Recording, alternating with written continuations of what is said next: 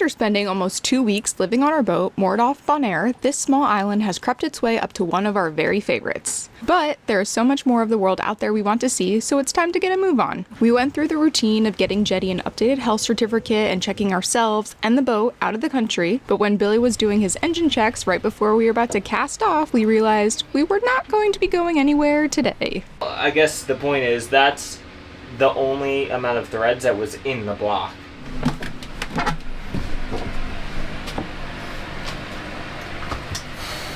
Would you notice anything? Engine's tilted. Did all the mounts break off? We're getting ready to leave. Already checked out, and we're not leaving for sure. These bolts are sheared. So I came down here. I had to check something else anyway, so we're still figuring out this solenoid thing. They asked me to put a clamp meter to see what kind of current we were getting in and out of that solenoid that I installed the other day. And I also just wanted to take a peek around like really closely because the last time we ran the engine, when I shut it down, I heard this weird vibration. It's been working, the engine's been working normal, completely fine. But once I heard that when I went to shut the engine down, I knew I had to check it out and just make sure I took a close look at everything. And sure enough, and I get in here and the whole engine looks crooked, and I find these two bolts in the like oil pan or the whatever below the engine. These bolts that the engine mount to the side of the engine sheared off. So I have no idea why, how. We're also starting to get in a bit of a time crunch now because we're supposed to meet my family in Cartagena, Colombia, which is close to 500 miles from here. We're gonna island hop kind of to Aruba and then a big jump for 3 days to Cartagena. The wind's dead right now, so it's all right. We're not missing any good breeze to get there. We'd have to motor anyway, but Now anyway, we can't. Now we can't even leave Bonaire, but could be an easy fix. I gotta get the rest of these bolts out of the engine block, and then I have to get new bolts, but I really gotta figure out why that happened. Really strange. So I don't know what we're gonna do. I mean, we're checked out already, but we have 24 hours to leave. I could potentially solve this in 24 hours to get us on the way, but I think the longest thing is going to be figuring out why these bolts sheared in the first place, but maybe I can do that while we solve it. So what's first? I don't really know. Alright, so the first thing we have to do is, I think, remove this alternator so that we can get to the mount, the whole mount that's right behind there. So we're gonna do that real quick.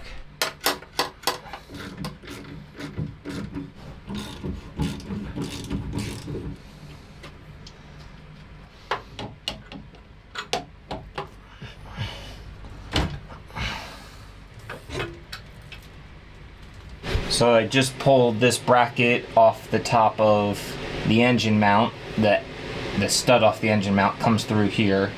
This, I think the whole purpose of this bracket is just to hold that alternator. This is where the bottom of the alternator is bolted to. Alright, there's the engine mount. There's the two bolt holes where the bolts sheared off. And they're in there. Probably gonna be a nightmare to get those things out. The studs are, yeah, they're right at the surface, right below the surface. Any idea why it happened? Not really. Unless those bolt materials were too soft, but I don't know what material those bolts are. 8.8, I think they're 8.8 bolts. We'll investigate that.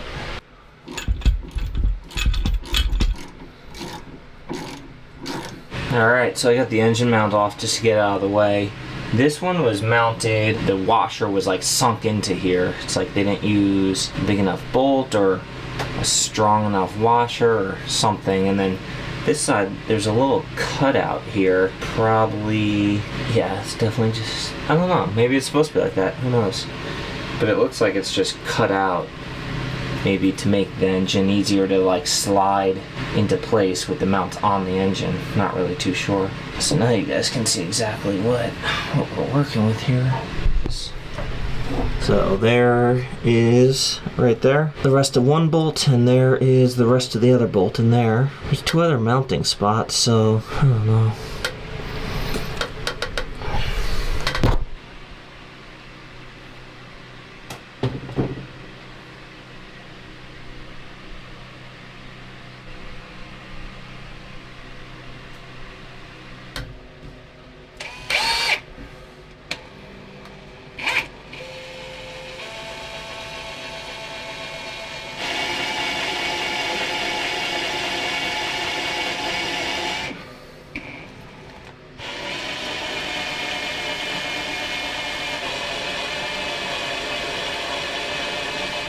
This is drilling into that stud that's left over. Much easier than I thought it was going to be. I thought it was going to be like a very hardened steel. I'm mostly used to drilling into stainless steel when I have to do just difficult drilling. I don't know, it feels like aluminum. It feels soft. This is drilling into it so easily. Maybe this is just like a really sharp drill bit, and I am using some oil as like cutting oil. I'm not known to have sharp drill bits. I don't know. We're gonna have to check what material these bolts are, because this is very interesting. Just a little more drilling, then I'll use this easy out. Try to reverse it out. 12 seconds later. Now I'm not gonna see. I broke it.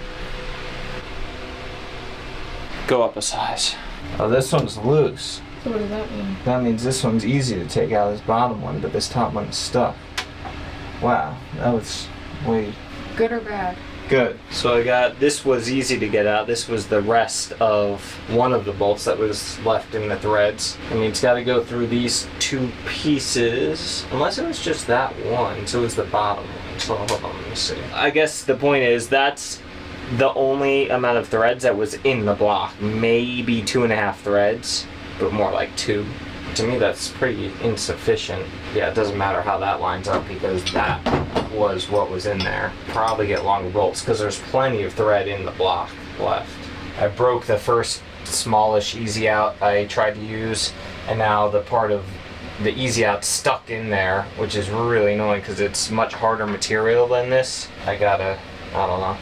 I'm trying to drill it out and what a pain in the butt. Day 2.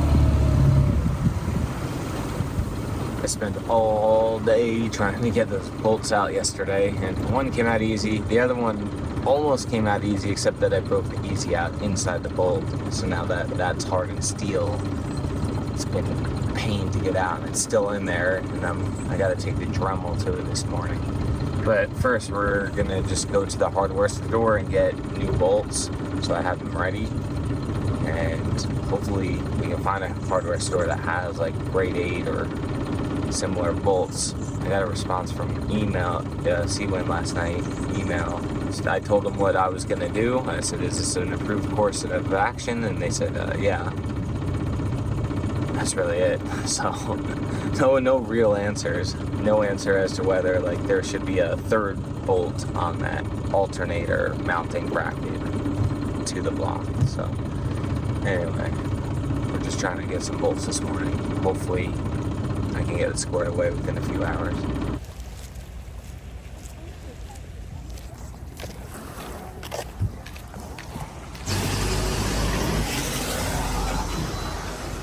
Would you happen to have a bolt like this, but it must be grade 8 or 8.8, not stainless? No, we only have stainless steel. Where would you recommend looking? You can try boomerang. Okay. Is it, what is it for a car? Or For an engine, for a boat, but engine stuff? engine mount, yeah.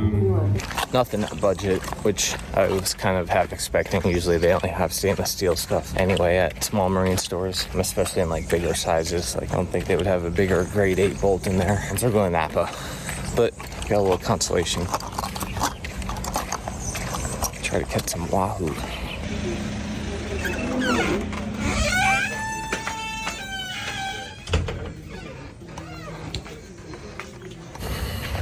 No look at Napa either. They have some bolts, but they're way longer or way shorter. He found out this is an M10 thread. We're going to this big hardware store. I don't know if they're gonna have it, especially in grade 8. I think worst case scenario, and their longer bolts too have a really long shoulder on them, too long for what we need it for. So it's not like I can just cut down the bolt and use it, but worst case scenario, I will get some of those longer bolts and just double nut them for like the bolt head and use a washer and then cut it to length. At least that will be a temporary fix. It should be just as strong as the original, so hopefully. I also got a consolation prize from there too. I swear, there's like a KFC on every Caribbean island we're on.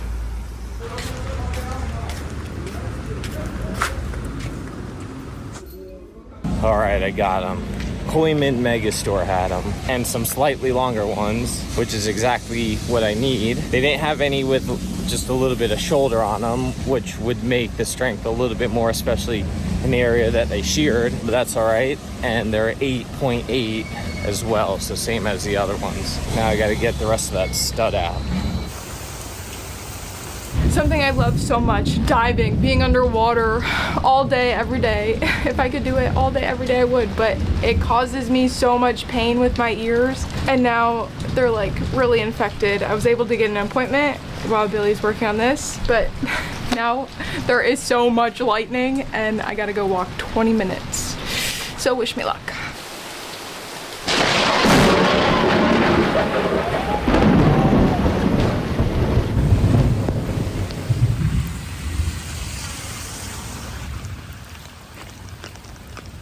You know, in movies where cars drive by and they go in the water and they spray the person on the sidewalk? I don't think they mean to, but it's definitely happened a few times.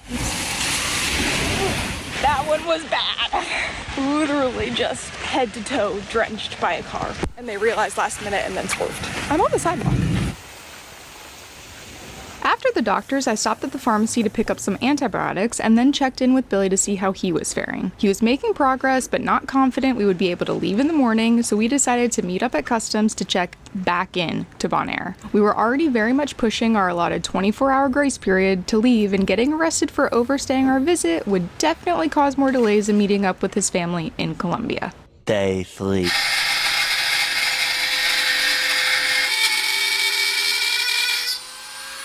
I got a special hard Dremel bit that I'm trying.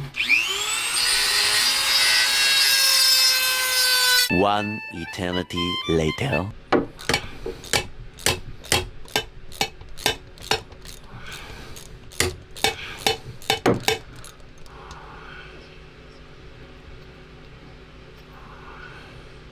There it is. I got the second one out, so now we gotta try to put this thing back together. That was a nightmare. That's the easy out I should have done in the first place. I think it would only taken me like 2 hours for this one bolt instead of like 7 hours for this one bolt.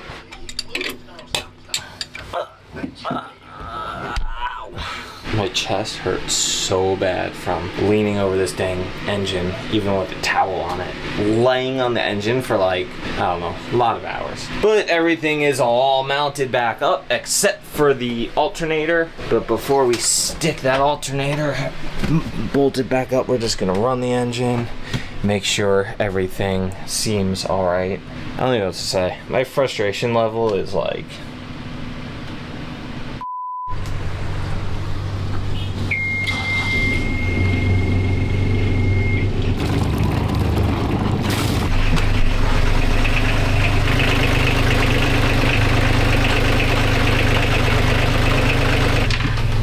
alright, finally got the alternator back on, cleaned up my oily mess all around that whole area, put the tools away, and we're running it now just to test it with the alternator on, make sure everything's going smooth. We'll actually have to charge it a little bit, so we'll leave that engine running for a bit. I'll bump it up to like 1500 RPMs.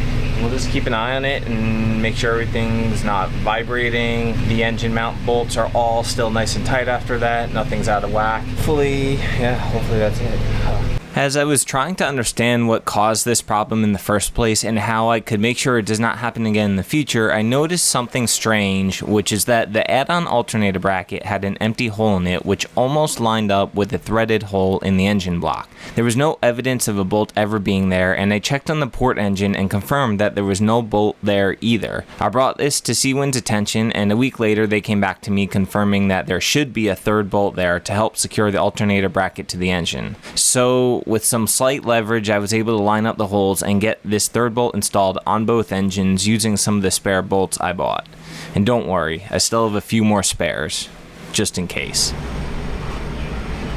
What percent does that say? 62. Sierra doesn't let us leave without full tanks anymore.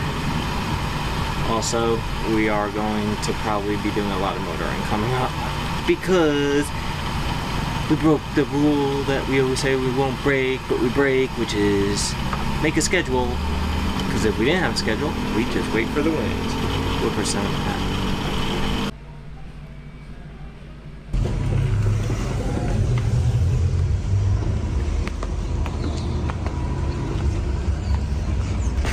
Just checked out again. So hopefully we don't run into, look, full moon. We can catch wahoo.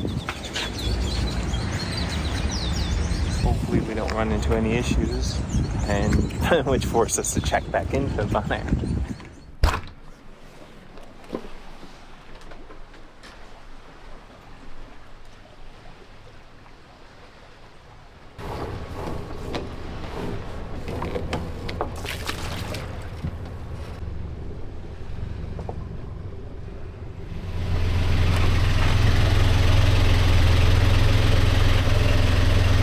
We just felt a very weird, very noticeable, like, vibration.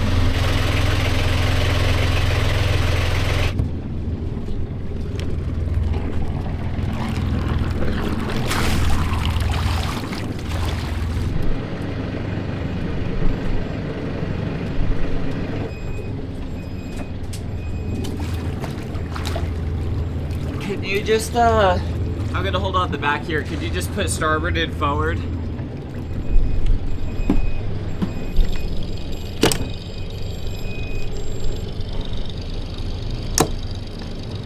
So we're on our way, finally, leaving Bonaire, and we're headed for Aruba. We'll probably stay in Aruba for just a couple of days, honestly. As soon as we get good-looking weather to go to Colombia, we're off.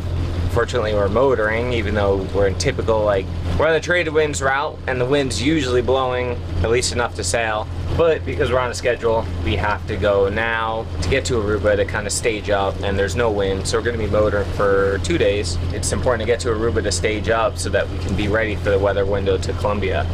So we'll just do like 2 day hops to get over there, motor both days, and yeah, I revved up this engine a little bit. Sounds like vibration, right? I don't know if it's vibration or just louder.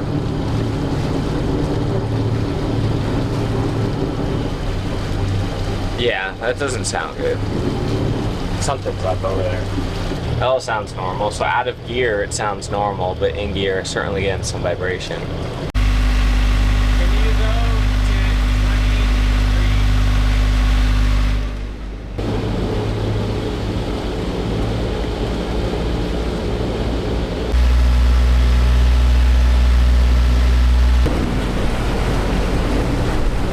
Sounds normal now. Maybe it was only when it was in overdrive. If you guys don't know, overdrive is when the prop is in its reverse pitch, but then we're going forward in that steeper pitch. It's a little more fuel efficient. It's just like having a steeper pitch prop than the other pitch is, a shallower pitch. It's a way that you can get to the same speed with less RPMs, or vice versa, less RPMs for a higher speed. Just save a little bit of fuel if you don't have like adverse conditions against you. Yeah, I'm not noticing any weird vibration now, but maybe it was only when it was in overdrive. As we continue making our way west, Billy continued testing and fiddling with the engine to make sure it was running as it should.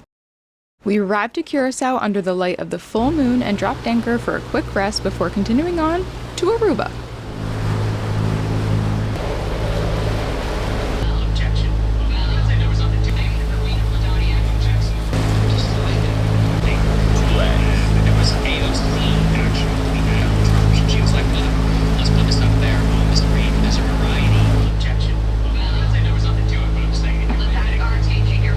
I know what you are thinking. Why on earth are you not sailing? As we mentioned, we're on a schedule to meet Billy's family in Colombia, and the few day delay with the engine gave us an even smaller weather window to work with, so we have to take what we can get. Yes, trust me, the fuel burn and the additional engine hours do eat at our soul. However, being able to spend the time with family is worth it, and we have learned we certainly land more fish motoring. The reel started screaming, and we got a show right away of a marlin doing jump after jump. We were able to get it all the way to the boat and score this amazing view. If we hooked up to this marlin with the spinnaker up, it certainly would not have gone this smoothly.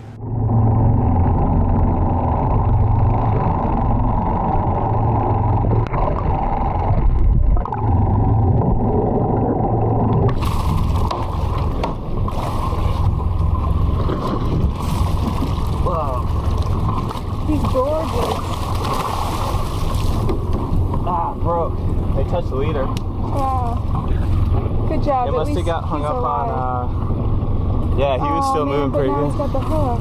Yeah, a little rust out though. He had a lot of energy still, like, water's definitely moving. Is it blue marlin? I think so. Well, he definitely touched the leader. Does it still count if I touched the leader and then he took the leader again? The only thing that counts is that he goes back swimming. Yeah. Wow. Again, we do not target marlin.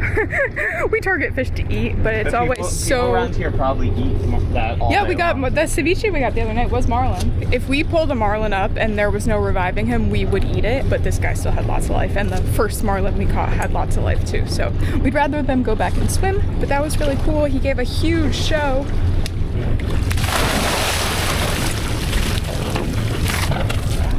We're in neutral, by the way. I don't see or feel anything. They like the worm. Yeah. What are you doing? We don't have a fly bridge on this cat, which I'm very happy about. I don't like fly bridges on sailing catamarans. The idea of them, for me, just turns me off. Hold on. I know how functional they are and make our own little fly bridge for now. I find nothing wrong with fly bridges. I don't either. I just don't like them.